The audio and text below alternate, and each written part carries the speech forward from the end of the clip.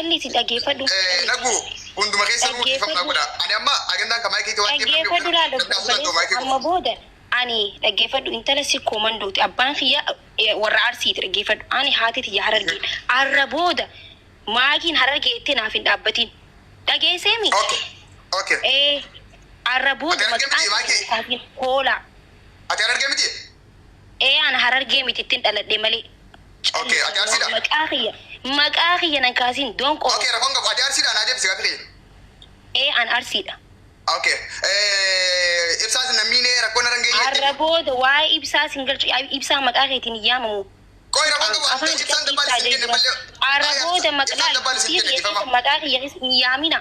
Si jammatu yaamu dhimma keetillee seenuu hoola anamma kana dhaggeeffadhu asirratti dubbii si ibsu waan na dhaabbachuuf hin qabdu na dhaggeeffadhu hin guddistan ishii hin guddistan hooloo yeroo takkitti qofa amma dhimma foololleen seeninii nalleen arrabsinii wata kallattillee seenin waan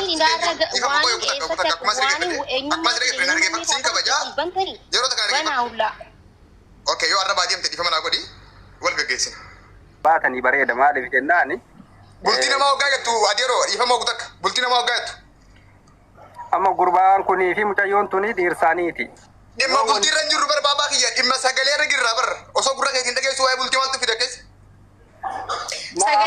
sagalee isin naataa ajee sagalee maakiin naan jee yoo rakkinna qabaatte akka sagalee naataa ajetti ani bilbilee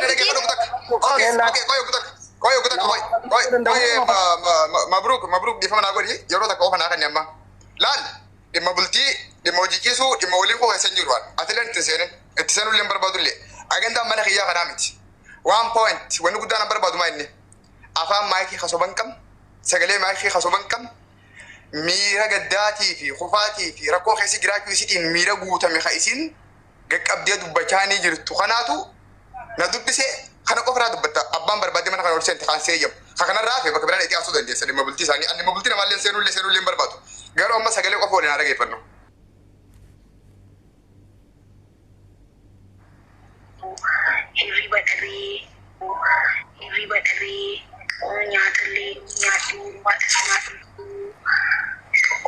Laal nyaatallee nyaattuun jenne beekat nyaatallee nyaadhuu jetti taatee bakka biraatti ta'e himuu fi waan sirra ga'ee himuun garaagarummaa qaba.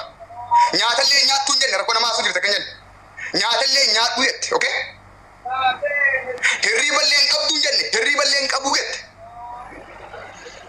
mana sidii gabbaatee bakka ollaa dhaquu hin dandeessuu hin jenne hin dandeessuu fi hin danda'u soorgoo fi sookoo afaan oromoo baratan na fakkaata hin dandeessuu hin danda'u waan qaama bira laalatuu fi waan sira laallatu jechuudha okay amma dhimma bultii maatu fide as keessa. Aye, yaaduma kana sadii irratti deebii sii kennee gadi bu'an. Aye, nyaatallee nyaachuu hin danda'u. Wanni kun hin danda'u jechuun jecha sii dhugaa. Gurbaan abbaan manaa biraa deeme faati manaatiif abbaan manaa bishaan godhetti yaada isaa. Ammas akka dubbii akkasii goone mabruukaa biyya dhifama naa godhi. Akkuma atiin yaada kan kee namaa kennituun anis yaada kiyya baachuu qaba. Akka namaa deebi'u qabda. Akka namaa deebi'u qabda. Wanti callaan.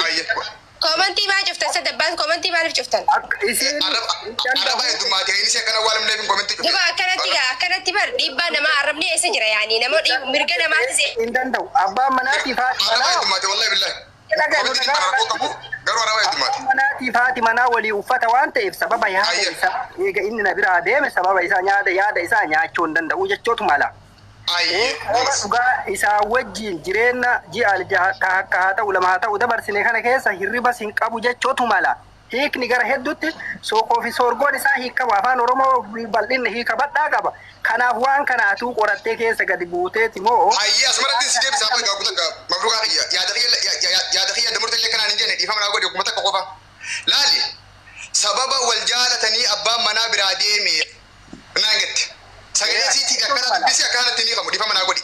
Quraanni akkatti qabu qaba miti afaan oromootti afaan amaaraatti arabiidhaan jira waan ta'eef. Haasawaa maayikii qofarraa haa hinume osoo waan biraa keessan kee.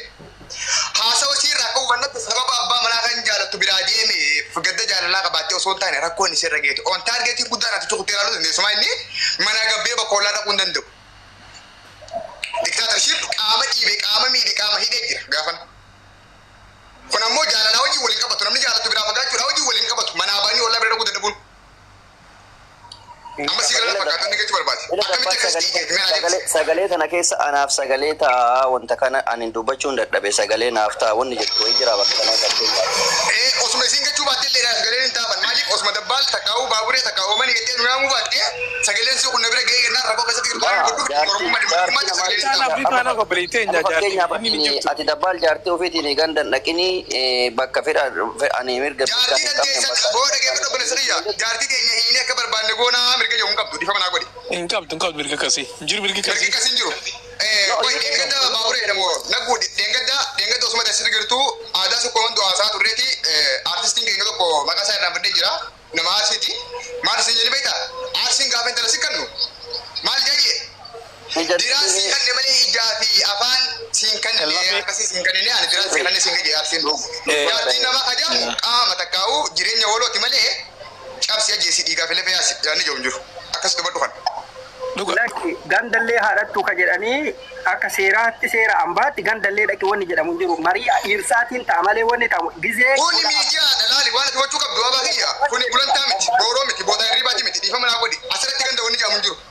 Haasawaa paabliikii irratti haasamee paabliikii irratti haasamaa jira ammallee ani bakka biyya arbaatiin jira isin biyya biraa jirti qaama wal bira hin jirru mana waliin dhahine bultii waliin seenne waan ta'e sagalee isii fideera qoy ati bar amma kasiin jawan qoy mee amma isin warri naan barumuu barbaadan warri dhugaa kana baasu caalaa ani dura dhaabbachuu barbaadan maal harka qabatanii dura dhaabbachuu fedhan natti hima.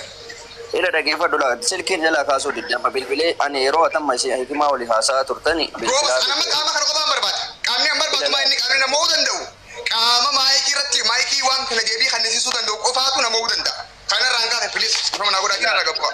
Silkii bilbilaa fi ture ani silkii bilbilaa fi ture. Naggu bilbiliif amma isaati kana bilbilii fi lakki hankuman qabu agettu ayya. Bilbilaa fi tureeti wanni takkatti as keessatti bakka kalqoo kana keessatti hoo wanti. Dabbaan nuuraa jiru fakkaata amma sagaleen kiyya waan dhagamee jiruuf namoota. Eela haasaya eelila homa jiru kana haasaya yuudila haasoi nu walitti duude jechaadha si harkaa sii galee. Ani amma qaama tokko qofaan barbaada dhiifama naa godhaa.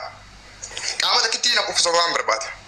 Qaama maaliin barbaada si fakkaata qaama maayikiin amma ani waan kana quban qabu hin goone gettuun barbaada.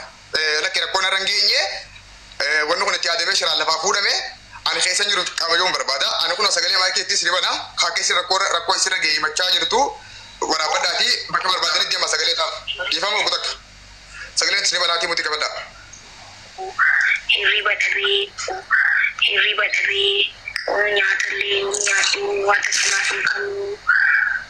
Ollaa kiyyatti hin gabbeellee ollatti hin gabbeellee ollaa waliin akkana naasoo inni na godhaa. Okay, amma abbaan barbaadan asirraa waan barbaadan asuu dandeessanii maayikiin feetu mana sii barattee feetu dhuftee awwaan kan hin goone agettu abbaan barbaadan itti bilbila. Walii galan. Amma walii galla waa takkatti bicha akka. Ona dhufte abaa darba jirti. Okay. Waa takkatti bicha si dubbadhu waa takkatti bicha. Isiillee ol galchi. Bareeda isii ol galchi.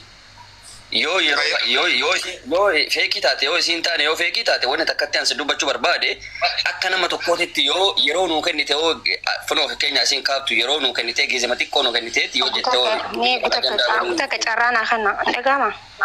Yeroo fudhatu dandeessa abbaan barbaadan foora bisarraati. Dhagama sagaleen kiyya. Dhaggeeffadhu tokkoffaa waa'ee kiyyaa sin galchu. Lammaffaa immoo sagaleen ati Dhiifama nagalchaa fi nagalchoo osoo hin taane osoo waan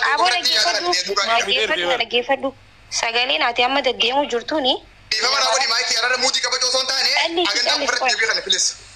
Sagaleen ati amma olii deddeemuu jirtuun mana zamaanotti amma na haasee nama rakkateetu jira. Nama rakkateerraa naasoo jira. Abbaan keenya nyaata naan kannuu maal kejee nama rakkateen irraa dubbatu jiraan. Sigalee namni akka ibsatti jireenya sadaa jena jiraachisu jiru hin jiru.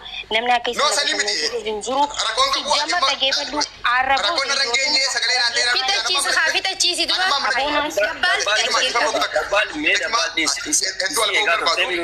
Alli si dhaggeeffadhu. Nagu hunduma keessa nuu dhiifamnaa godha. Ani amma agendaan kan maayikii waan dhaggeeffadhu laala amma booda ani dhaggeeffadhu intala si koomandooti abbaan kiyya warra arsiiti dhaggeeffadhu ani haati tiyya harargee arra booda maakiin harargee itti naaf hin dhaabbatiin dhageessee mi? Okay. Arra booda maqaan hoolaa. Ati harargee miti? Ana harargee miti ittiin dhaladhee malee. Okay, ati arsiidha? Maqaa kiyya Maqaa kiyya nan kaasin don qoro. Okay, rakkoon qabu ati arsiidhaan haa deebisi gaafi kiyya. An arsiidha. Okay. Ibsaas namni rakkoon irra hin geenye. Arrabooda waa'ee ibsaa singalchu ibsaa maqaa keetiin yaamamu. Koi rakkoon qabu ati ibsaan dabbaali sin jenne malee. Arrabooda maqaa kiyya hin yaamina. Si jamma singalchu. Yaamu dhimma keetillee seenuu Koola anamma kana dhaggeeffadhu. As biratti dubbii si ibsu. Waan takka walii agarru takka. Waan na dhaabbachuuf hin qabdu. Na dhaggeeffadhu. Yeroo takkitti qofa. Hin guddistan ishii hin guddistan. Yeroo takkitti qofa. Amma dhimma foolollee seenini nallee arrabsini waan takka illee seenin. Waan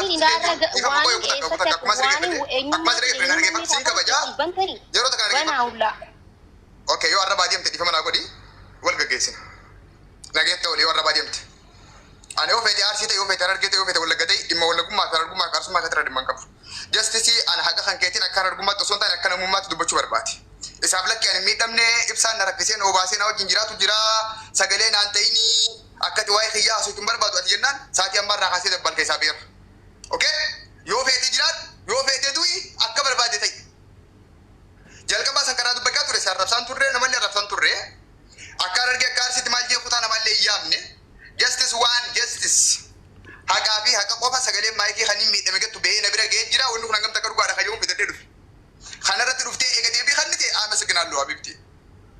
Nam takka si bota.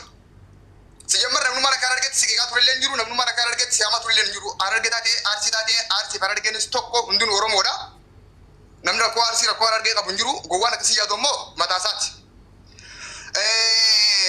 Ibsaan nammiilee fataa zanaa godhee nageraa keessa jira. Naa ibsaa gidduu rakkoon hin jiru akka waan rakkoon dhalateetti warri sagalee siitaan anaan gettan sagalee naa ta'uu keessan hin barbaadu ishee getteefi. Shukran. Alaaraasak. Oke, asii booda dabbal suuraa gadi leenii kaasaa ammumaan kaasaa. Suuraa kan kee amma sa'aatii kana keessan kaasaa. Qoyee guutakka. Okay. Suuraa keessi kaasee jira. Agendaa keetis hin dubbannu, waa'ee keetiitis hin haasofnu, sagalee siin taanu, maqaa keetis hin kaasu. Dhumate bakka gabaabaan dubbaan galu. Amma asii booda dabbaan waa'ee maayikii takkitii dubbatu yoo agartan na gaafadha. Amma sin gara maaliifi abbaa tokko kan sin beeku, sin fedhu, sin jaaladhu, osoo rakkadhee usitti himadhu sagalee naa ta'uu kan kiyaan leeyyaasee nama sin jedhu sagalee ta'uuf hin dandeessu. Amma walii galana fakkaata. Akkasitti hubadhaati sagaleen kun waan isin bane hundi keessanuu dhaggeeffatanii waan hin jire lafaa kaasee fuune ani sagalee maayikii qabatamaa kanuma isin haasofitee fidee sagalee isatti kaasofitee Allah waa laban. Ani sagalee natti argamu qofaan arge. Mana zamanootti haasofitee munii rafaa wajjaa haasofitee Allah waa laban. Ani garuu sagalee natti argameera. Sagalee irraa akkaan hubadhetti akka isinis hubatanitti rakkoo namarra geessee himuu qofa osoo hin taane rakkoo isinirra geessee himaa jirti jechuudha. Kanaaf eega isin dhimma kiyya seenin gette dhimma ishee keessaa beetiin jira akkasii quba qabaachuun gaariidha. Ani jalqabumaa gaafa kan ture wanni guddaan barbaadu maa inni waan kanarratti isin deebii kan nu danda'a. Miidhamee fi miidhamne qaamni dubbatu isiidha. Yoo isin dhuftee dubbattee malee gochaa ture dubbatu gadi baadhu ibsaan fedhu si haa miidhu fedhu si miidhin. Salaamu alaikum.